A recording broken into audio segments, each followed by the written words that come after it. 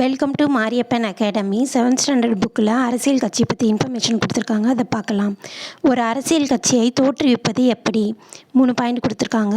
முதல்ல, இந்திய தேர்தல் ஆணையத்தில் பதிவு செய்து கொள்ளுதல் வேண்டும். குறைந்தபட்சம் 100 உறுப்பினர்கள்.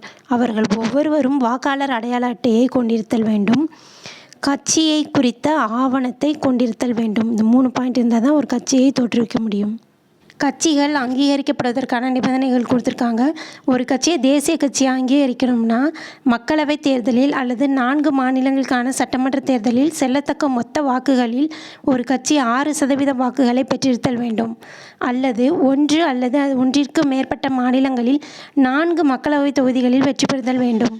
அப்படியும் இல்லைன்னா இறுதியாக நடைபெற்ற மக்களவைத் தேர்தலில் குறைந்தபட்சம் 3 மாநிலங்களில் 2% தொகுதிகளில் வெற்றி பெற்றிருத்தல் வேண்டும். பிராந்திய மாநில கட்சிகளாக அங்கீகரிக்கப்படுவதற்கு மாநில சட்டப்பேரவைக்கான தேர்தலில் செல்லத்தக்க வாக்குகளில் குறைந்தபட்சம் 6% வாக்குகளை பெற்றிருத்தல் வேண்டும். அப்படி இல்லைனா ஒவ்வொரு 25 தொகுதிகளுக்கும் ஒரு மக்களவைத் தொகுதி அல்லது சட்டப்பேரவைத் தேர்தலில் குறைந்தபட்சம் 2 தொகுதிகளில் வெற்றி பெற்றிருத்தல் வேண்டும். அப்படியும் இல்லைனா சட்டப்பேரவையில் மொத்த தொகுதிகளில் குறைந்தபட்சம் 3% தொகுதிகளில் வெற்றி பெற வேண்டுங்க. அடுத்து சுயேட்சை வேட்பாளர். சுயேட்சை வேட்பாளர் என்பவர் எந்த கட்சியிலும் சேராமல் தானாக மக்களவை அல்லது மாநில சட்டமன்ற தேர்தலில் போட்டியிடும் நபர் ஆவார்.